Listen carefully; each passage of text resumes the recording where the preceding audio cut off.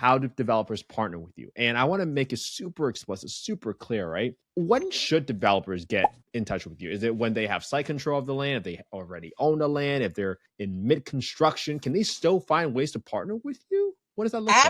Absolutely. Anywhere along their development timeline is probably a good time. And it depends on how closely you want to partner. So with our housing authority, we often are the co-developer, meaning we are putting money and land in. So we have the site control. In some cases, when we are not the primary developer, we come in right when they're submitting their low income housing tax credit application in response to their state's allocation plan. And they will come in at that point because in part of the mix, they may want to talk about, we will have, these kind of supportive services, and it'll actually be us providing the supportive services, or we're going to manage the site for them. Or they may want to include a reference to the number of tenant-based vouchers that we're going to provide. So they'll come in when they're responding to their state's QAP, Qualified Allocation Plan, for those tax credits. Sometimes they don't come in and talk to us until the thing's already built and they're trying to figure out how to get it occupied, right? Oh. The best partnership is when... Okay, welcome to another episode of Affordable Housing and Real Estate Investing. Guys, do I have a gem for you all today? I have Kathi Thomas from the Southern Nevada Housing Authority. She has made so much impact. I know when I met her for the first time, she blew my mind with some of the programs that they're doing with her organization. And the amount of impact that she's been able to have on families is truly tremendous, and she leads a great team. I was so happy I got to meet her in person. So without further ado, Kathi, welcome to the podcast. How are you doing today? I am fabulous, Kent. Thank you so much for inviting me to be here. Oh, Kathi, I'm just thrilled. I am so grateful that you made the time, because I know you're going back-to-back meetings, because I know you're super busy. You're out there, you're changing lives every single day, making an impact. But Kathi, for people that don't know you, Kathi, how did you even get into this world of affordable housing in the first place? Thank you for that question. So I somewhat stumbled into this from just seeing things that needed to be done, right? So I am originally from San Diego, California, and I was, working in grad school, doing the thing that you do when you're trying to figure out what you want to be when you grow up. And I had the opportunity to work with court appointed youth, right? They were wards of the court. And my assignment was to help them transition from being juvenile dependents of the court to independent adults. The biggest barrier was housing, because none of the other social services we were trying to provide had any impact or lasting impact if these young adults were unstably housed. So we could get them a job and they'd have a hard time getting there, or showering and grooming for the job. We could get them lined up with education and they'd have difficulty keeping up with their studies. We could align them with the primary care physician and they would have difficulty adhering to whatever health care plans were put in place, all because they couldn't figure out where they were going to stay that night. And the trauma that they were dealing with after coming out of being adjudicated juveniles to now independent adults was exacerbated by the lack of housing. And I thought, my God, I got to do something about housing before I do anything else for these young folks. Wow. And so you felt your why. Yeah. And then tell us a little bit more about from that why to where you are today. And I'm asking this from the perspective, Kathi, because there's so many people out there right now that thinks, hey, maybe the only way I can get into real estate is by a single family fixing floods, blah, blah, blah. Yeah. But they have skills, they have the heart, they have the energy, they want to help people. How can someone follow a career path similar to yours? Or what kind of advice do you have for them that can allow them to lead them down a path of helping others, engaging with the community, and ending up in a role like yours? So before I ever built anything or knew that it was important for me to participate in the production of housing, I started partnering with landlords. who already owned the housing, and partnering in ways where I could say, look, this family won't be able to pay that security deposit in one lump. Can we move them in? I'll ensure that their rent is subsidized, and then we can pay that security deposit off in installments. And so I was working with different programs. All the housing nerds out there will remember Shelter Plus Care and Section 8 and HOPWA and all these state aftercare. Like, there were all these programs. A lot of them have been consolidated into the McKinto-Venti Act, but then they were all separate programs. And so I had to navigate all of them, but I could show up with a family and say, I promise I'll make sure their rent is subsidized every month if, right? And then we would negotiate all these things. And I realized how important it was not to look at landlords and landowners as the villains that were doing bad things, but to look at them as partners in finding solutions. The more I looked at the partnership, the more I realized, oh, I could get these old rundown apartments and rehab them, right? Then it's a win-win for the owner. They don't have this troubled asset that's not generating any revenue. And I'm bringing in these tenants with these vouchers or HOPWA subsidies or whatever resource I was using at the time to create a scenario where everybody benefited. From there, I was like, well, let me understand this acquisition rehab a little bit better, right? Like, there's Yeah. there, right? And there were other tools that I wasn't using, or tools that emerged.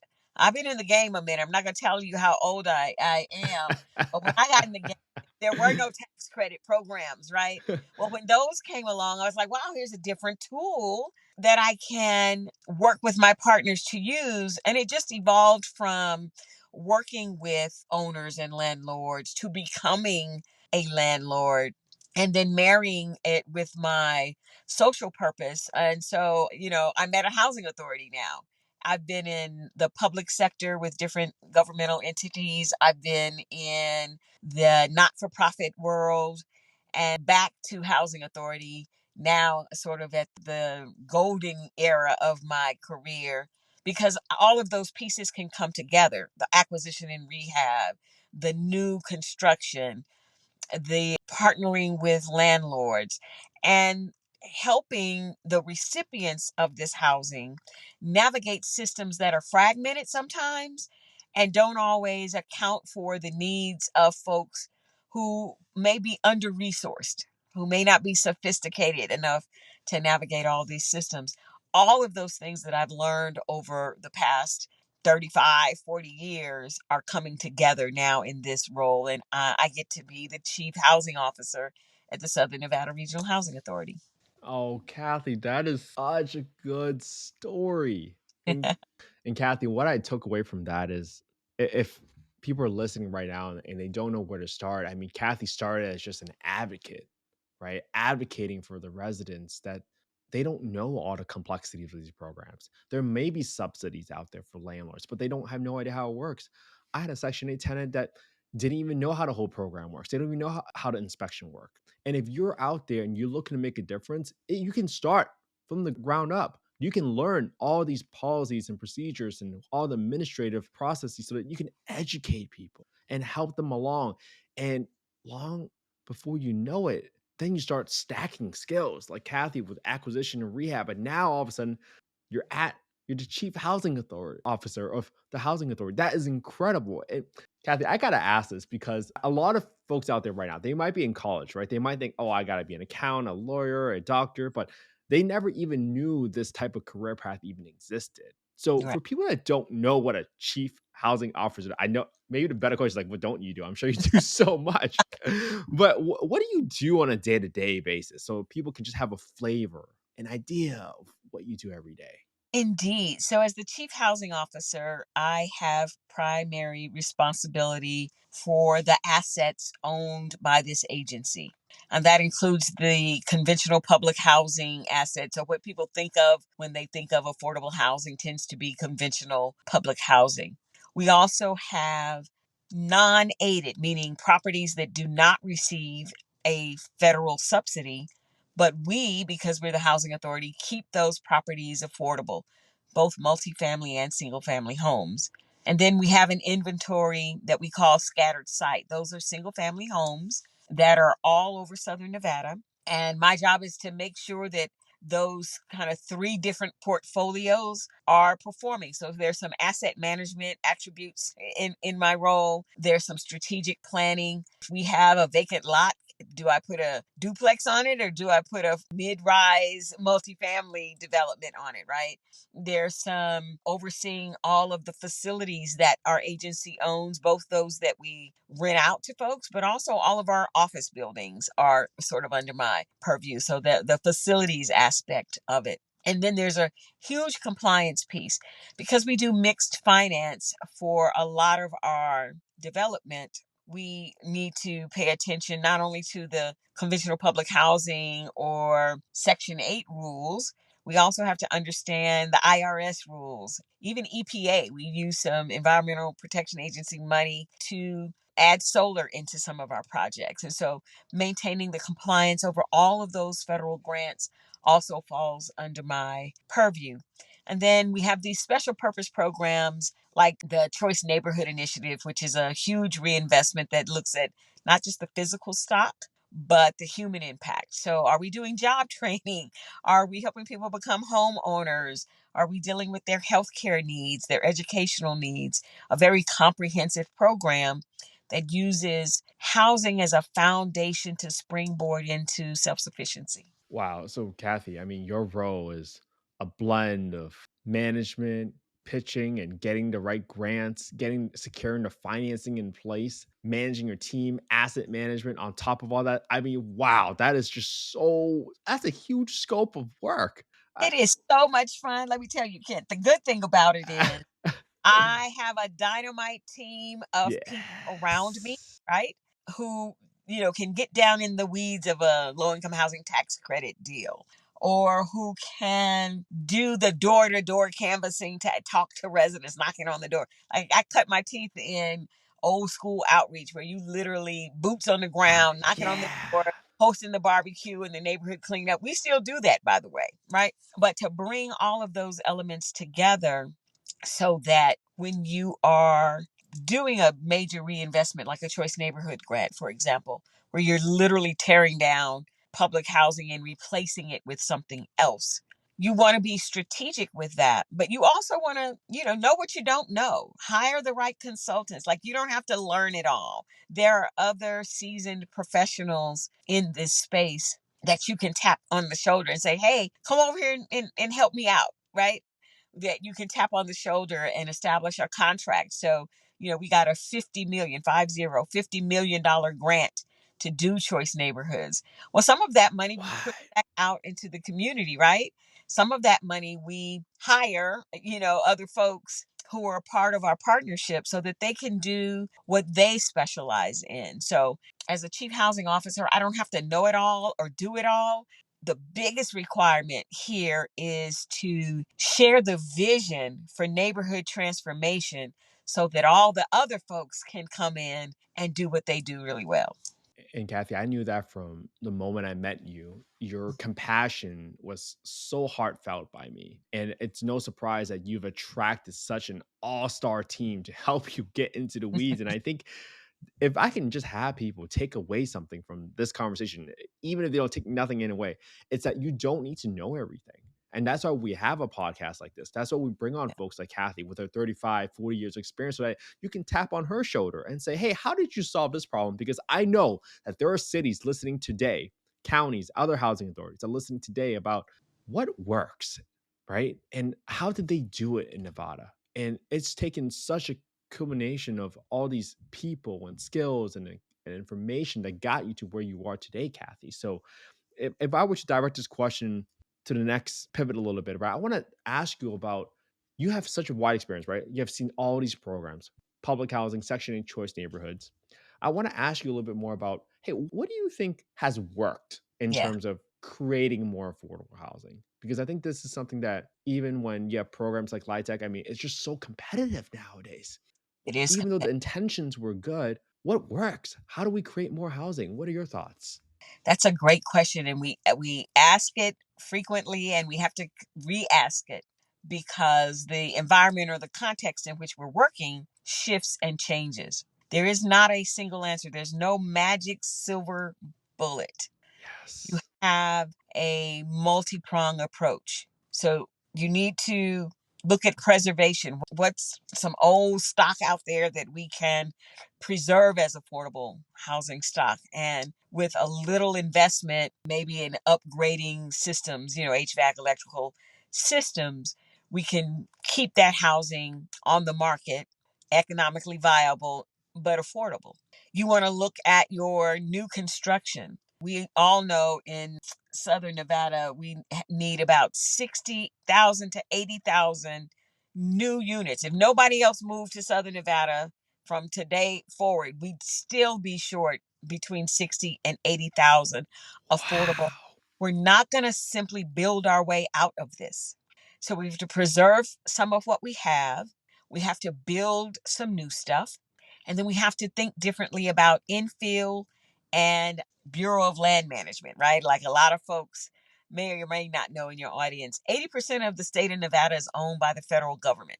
80% of it Oh. is set aside and reserved. Periodically, the Bureau of Land Management releases land for development.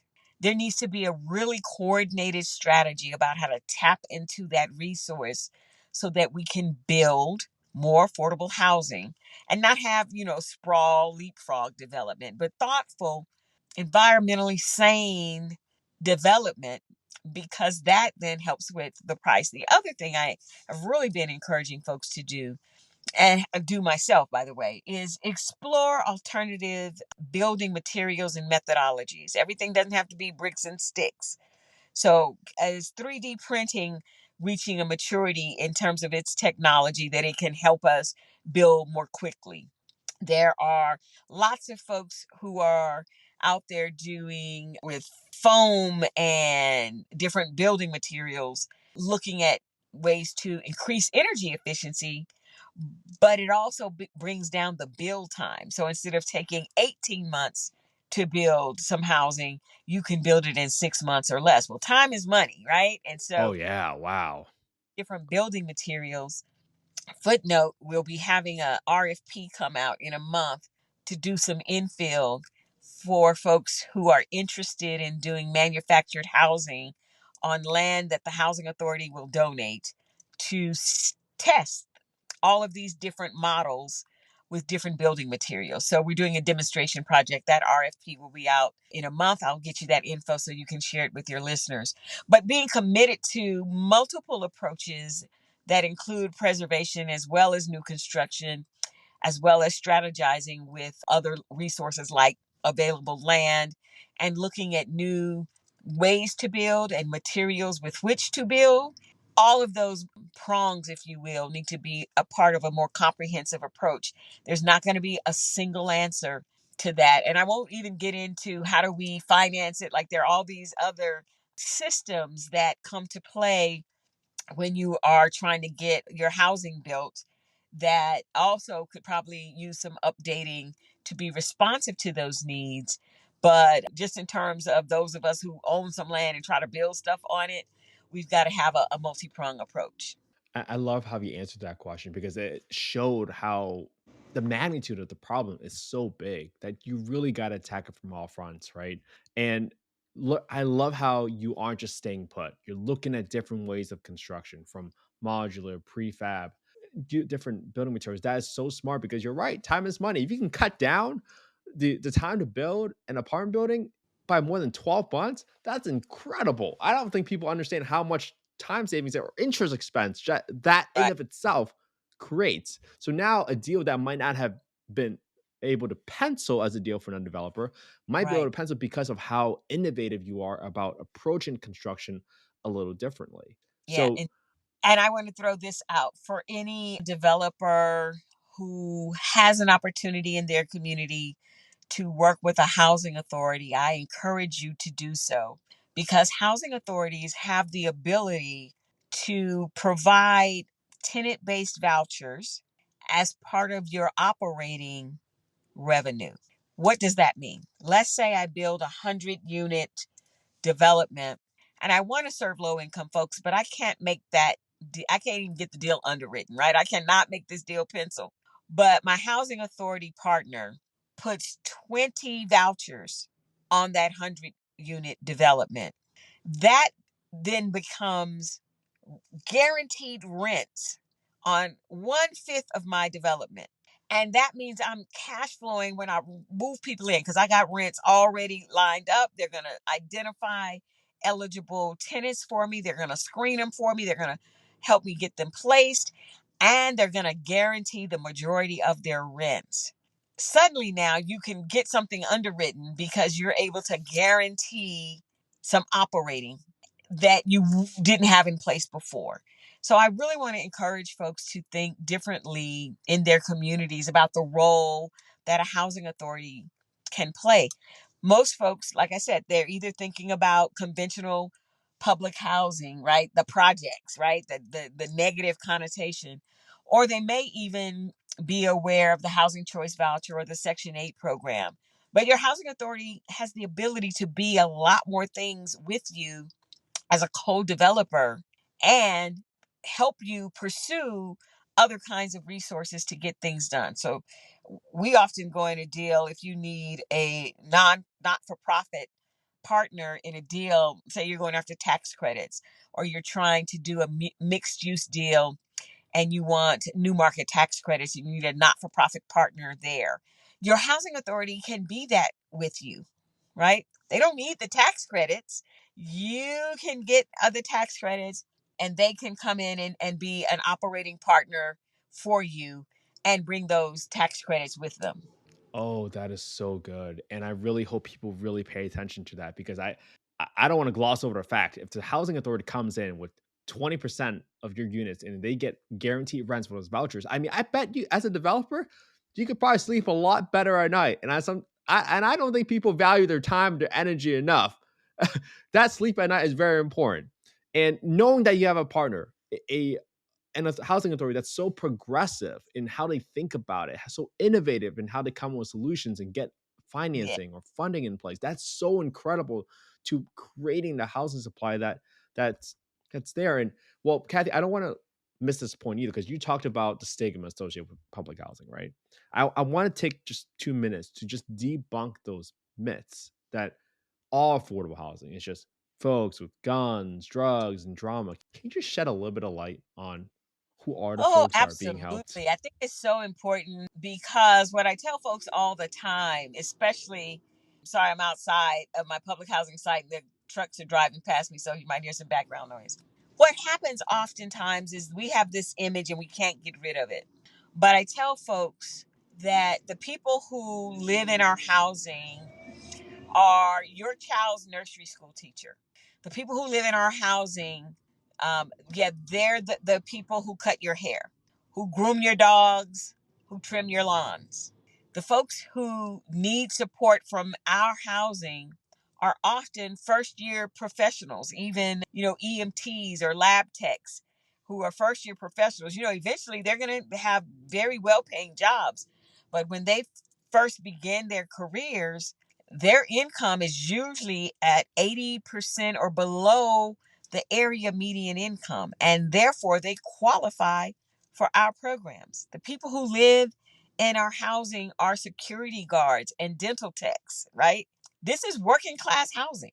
And we also house folks who are most vulnerable, disabled, senior citizens, youth aging Yes. out of foster care. Our most vulnerable populations are also who are housed in assisted housing. And so when we have this negative idea of, well, it's just, welfare queens and gang members. Well, gang members can't move in our house. Yeah, they can't. We're doing background checks and criminal Thank checks. you. Don't live here. They are excluded, but that nursery school teacher lives here, right? And so it's an opportunity to provide housing for our workforce, particularly in a community like Southern Nevada that relies heavily on hospitality. A lot of folks are working 2 and 3 jobs to afford their rent. And Oh, that means they're not spending time with their families. They're not volunteering with their churches, they are not taking care of their health, right? All the things that make us good citizens and make our community stronger get diminished if we have to spend the majority of our working hours, our wake hours working, right? You should be able to work one job and cover your basic needs. Affordable housing allows people to do exactly that. And I want to add a note because there's some folks who say, when you build that new housing in my neighborhood, Kathi, it brings down my property values. There are studies from Stanford and Harvard. So pick your coast, right? Yeah, tell them. Stanford or Harvard, that demonstrate that affordable housing does not have a negative impact on property values. And in some neighborhoods, it actually increases it because you don't have vacant or blighted lots in the community when this housing comes in.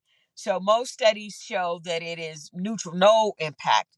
But there are actually some communities where it has increased because it removed the blight that was there before. Wow, Kathy, you could have just done a mic drop right there, but I know we're gonna keep going because you explained that so well. People just don't understand. It's working class folks, just like my mom, who was trying to put food on the table, was working two jobs just to put food on the table, and they don't understand how hard it is. These are the folks that are making the city run every day, like you said. The EMTs. I used to be an EMT. I started 13 bucks an hour, and I don't know who's going to answer 911 calls next time for 13 bucks an hour. I just don't think it's so hard to raise a family on a low salary, especially when you're just starting out. And this little bit of help, I know that's why people listen to this podcast. It's because they want to help folks and they want to help it through housing. Yeah. So I'm so glad you just debunked all those myths about affordable housing, Kathy. And I would challenge anyone to debate you because you have real life experience. You're not just making it up. It's not a news headline that's looking for clickbait. That is not what we have here. It's real people that we work with every single day that Kathy goes out and engages the community every single time. Yeah. So, all right, Kathy, I'm going to pivot a little bit because we talked about how do developers partner with you. And I want to make it super explicit, super clear, right? When should developers get in touch with you? Is it when they have site control of the land, if they already own the land, if they're in mid construction? Can they still find ways to partner with you? What does that look like? Absolutely. Anywhere along their development timeline is probably a good time. And it depends on how closely you want to partner. So, with our housing authority, we often are the co developer, meaning we are putting money and land in. So, we have the site control. In some cases, when we are not the primary developer, we come in right when they're submitting their low income housing tax credit application in response to their state's allocation plan. And they will come in at that point because in part of the mix, they may want to talk about we will have, these kind of supportive services, and it'll actually be us providing the supportive services, or we're going to manage the site for them. Or they may want to include a reference to the number of tenant based vouchers that we're going to provide. So they'll come in when they're responding to their state's QAP, qualified allocation plan, for those tax credits. Sometimes they don't come in and talk to us until the thing's already built and they're trying to figure out how to get it occupied, right? Oh, The best partnership is when they know we're about to redevelop a property and they're going to build new housing. Because when we redevelop, we have to relocate all those tenants into comparable housing. So we have a partner here locally, a nonprofit, who owned a piece of land literally across the street from ours. We sort of timed our redevelopment with their new construction. And when they opened, we moved our first phase residents from our redevelopment over into their tax credit. oh, They were full on day one. wow. That's huge. Very huge.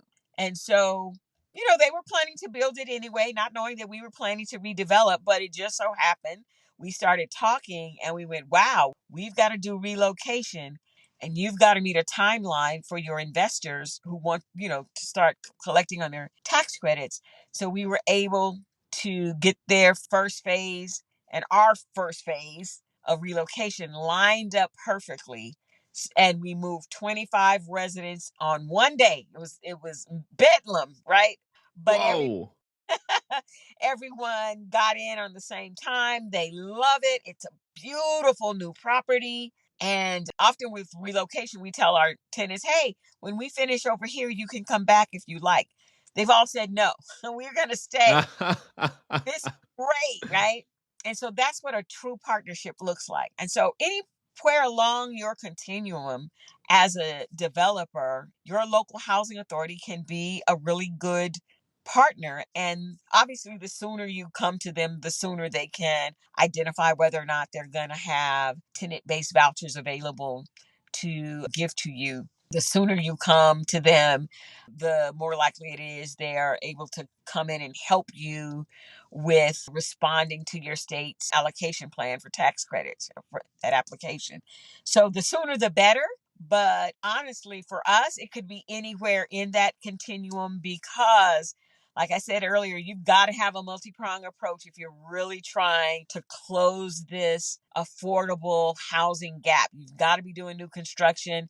You've got to be doing acquisition and rehab. You've got to preserve what you already have. And you've got to be looking at new ways to use material and technology to just shorten that time frame for building, to increase sustainability and the energy efficiency of what you're building, right? You've got to be looking at all of those things.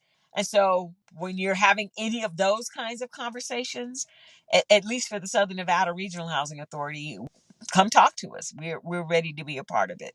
Wow. And I want to make sure I clarify a few things because you just solved so many problems with that example you just talked about. One, you help the developer fill out residents on day one so that they don't have to go market. They're collecting rents from day one. Huge to the operating bottom line. But then at the same time, I want to make sure people understand that when you are doing a big redevelopment, especially if you're getting a HUD loan, for example, right? They care a lot about this location. Where are you going to move the residents to? It could be really costly to put them up at a hotel for the Right. duration while you do your renovation. This solves a huge problem and keep costs down on both sides. Wow, you're creating a great experience for the resident because they just got to move into a brand new home Yeah. and you get to renovate the existing units into beautiful new units so that you can welcome more people. This is Yeah. such a win-win solution. Wow. Yeah. That is really how we optimize limited resources. And to your point, you got to relocate folks. You cannot throw them out on the street, make them homeless. And especially as we're a housing authority, our job is to keep people housed, it's not to dislocate. Yeah. And so, to the extent that you can plan that, and this is also important, right? Why coming together sooner rather than later makes sense. When you already have the partnerships in place, you start thinking about ways to do these things. When you put your partnership together before you seek money or financing or site control, you put the partnership together because you're committed to having more affordable housing. That's when the opportunities start opening up to you. You see things differently, right? Because you're in a partnership Yes. that's based on shared goals and shared values, not based on the project of the moment or the grant du jour or some, resource became available and you're chasing those dollars. You are chasing your purpose, but together. And so if your purpose is about creating more affordable housing, you create those partnerships before you even know you have a piece of land or that the state's going to release the QAP. The partnership's already there and it's intact because you don't want to work out the partnership kinks while you're trying to put together an application, right? You don't want to work out the partnership kinks while you're fighting the city and the utilities on permittings and entitlements, and right, you want the partnership to be solid because then you can go to the city and the county as a united front to get those resources. And I Mixed finance love how you is talked about. such a challenge, right? You're really going to Mhm. have to get resources from the city, the county, the state, the feds. You're really layering a number of things in addition to your more conventional construction loans or bridge loans, right? And so having that partnership in place helps you navigate that process or processes, because there's multiple, right? Helps you navigate that in a way that is almost seamless. So when we, with one of our partnerships, we had to go to HUD for some things, right? Because we're getting some HUD dollars, and they're facing staffing cuts and whatever. But because we were so together, the developer, the city, the county, the housing authority came in together. HUD staff members were working on weekends. They were working night. They were doing everything they could do to make sure this deal closed and make sure everything we needed from the federal government happened before the process for a Wow. continuing resolution was getting, and we knew that was coming, right? So we had meetings on December 26th, December 27th, right? We're trying to close before the end Oh, of the wow. year. Now, keep in mind, Christmas is happening for some folks. New Year's Eve is coming for some folks. So the week between, like, it's holiday season, right? No, folks are working December 26th, December 27th, so we can get a December 30 close. Phenomenal project, 60 units, senior preference, many, many layers. There'll be supportive services on site, a lot of moving parts. But because it was a unified partnership, by the way, this is not handshake partnership. I'm talking about development agreements, MOUs, all your stuff is together. When you're going to your funders, there are no chinks in the armor, there are no bullet hole, nothing. Even the federal government was like, oh my gosh, we never see this come together like this. We're going to do everything we can do to ensure that you get a December 30th. And we close December 30th on that deal. It's going to be beautiful. Let's freaking go, Kathi. That's such an epic deal, such an epic story, but it speaks volumes to just your leadership and the way the teams corralled and came together. Because how else do you get someone that's motivated to work during the holidays Yeah, when almost everybody shuts down in the right. rest of the country? That's And this right. shows how impactful this work is. There are people in this world that I think for people listening out there right now, if you're not in this space yet, I hope this really encourages you to get into this space because the amount it just feels so wholesome when you watch people come together for a common cause that shares the same values and just try to create beautiful, new, safe, decent, affordable housing for the communities. This is so cool. Yeah. And Kathi, you have talked about some of the programs that your housing authority has been able to put in place. And I really wanted to take some time to highlight some of those programs because I love sharing what works with other people. And Yeah. when you told me about these programs, I'm going to pause it. Tell us a little bit about the programs that you have seen tremendous amount of success for your residents. And why have they been successful? So I think one of the ones I shared with you was the Family Self-Sufficiency Program, which is really a Yes. favorite, near and dear to my heart. I worked in it many years ago when I worked at the San Diego Housing Commission, and now I get to again be connected to it here. The Family Self-Sufficiency Program is designed to help those families who want to use this as a leg up, not a handout. It is designed to move them from where they are to where they want to be. And every household gets a plan for itself. So folks are looking to become employed, right? That's sort of, if I had to sum it up, be employed. But we want them to be employed in living wage, life sustaining, soul enriching kinds of careers. Yes. So the program, it's a 5-year program, wherever they may not even have a job at the point when they come into the program. And they get a whole battery of assistance through assessments, a caseworker, job training and placement, career coaching, vision boards. We just did vision boards with folks, first time home buyers, budgeting, whole series of things. And so they're pursuing careers that are high wage, high demand. So healthcare, technology, education. In our community, hospitality is huge, but there are lots of things you can do in hospitality.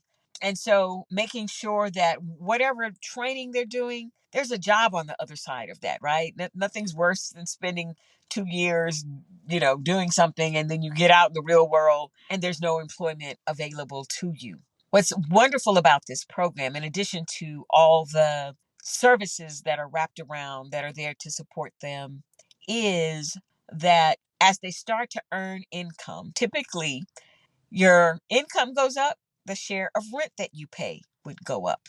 In this program, that increased rent gets set aside for you.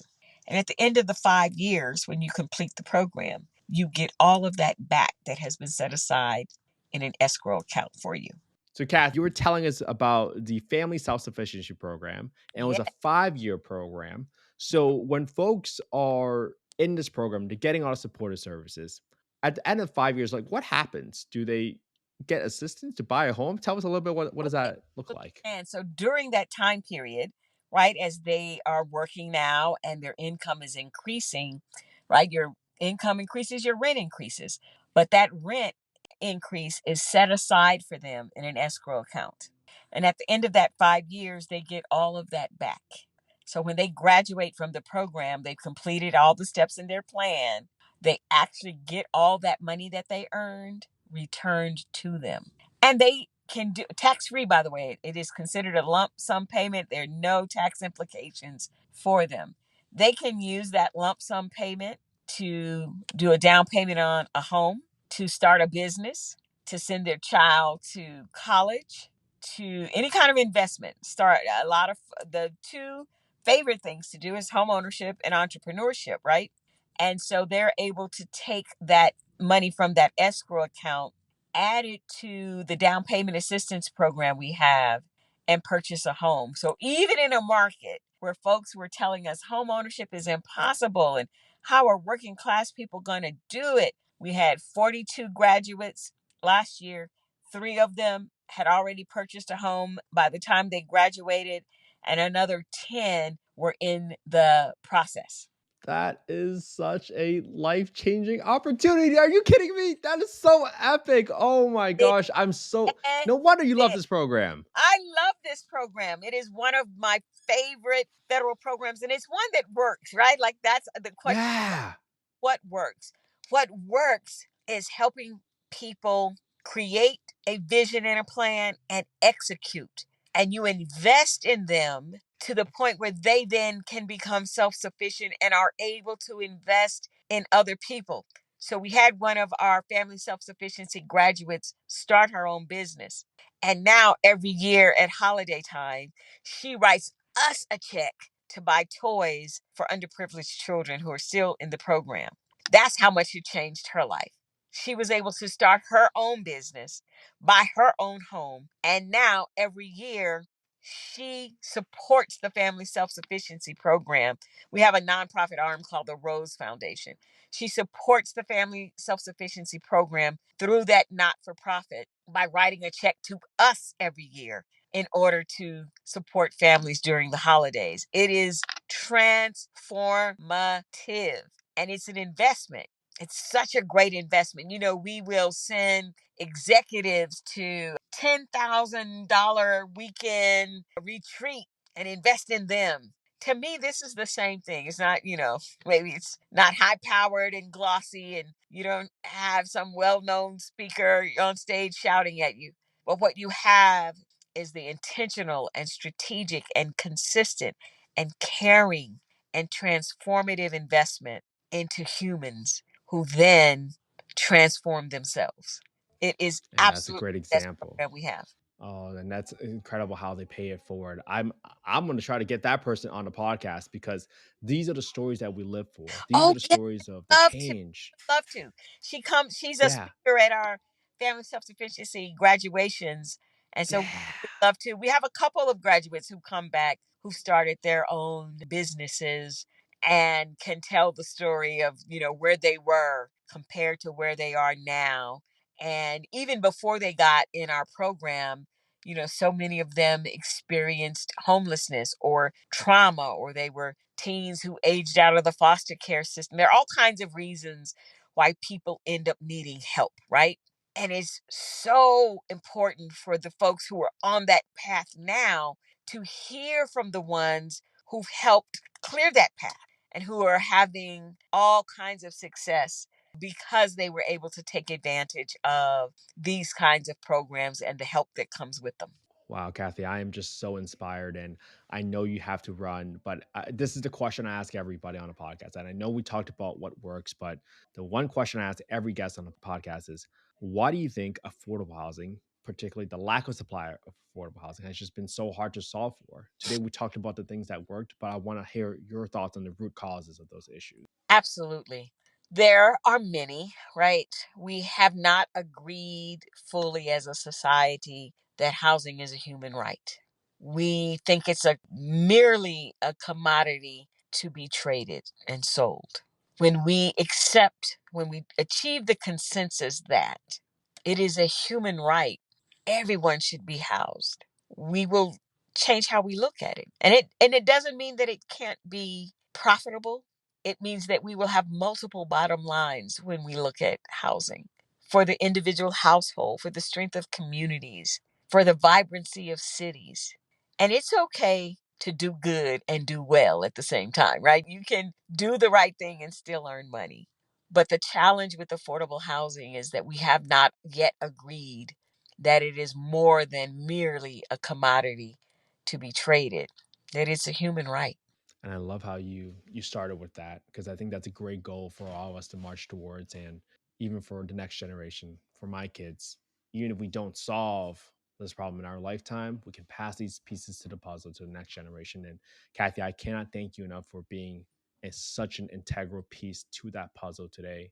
I truly admire you and all that your team is doing. So for people that want to reach out to you and your team about partnering, especially given some of the situations or circumstances that we talked about earlier, how can people reach out to you or your team? Oh, thank you, Kent. I appreciate that. So you can reach me via email at K Thomas, the letter K, Thomas at snvrha.org. So K Thomas at snara.org. Our website is www.snvrha.org. You can learn about a lot of the programs there, and shoot me a text 702-593-0330. I'm sorry, 595 702-595-0330. If you shoot me a text and say, I'm interested in partnership for more affordable housing in Southern Nevada, I promise I'll call you back directly. Wow. All right, guys, go easy on our phone. But Kathy, I am just so grateful. Thank you so much. Again, without people like you, I would have never had the home I grew up in. So I'm so grateful for you, Kathy. Maybe I can bring you back on to talk about the specific projects that you talked about, whether the senior housing. And so we can lay out examples, real life case studies of how you were able to get the financing in place and impact on those families that you were able to create. That would be so cool. Thank you. I'd love to, Ken. I appreciate you so much. All right. Kathy, this has been such a great conversation. I hope you have an amazing day. Thank you for joining us again. And I cannot thank you enough. Thank you so much for coming on to the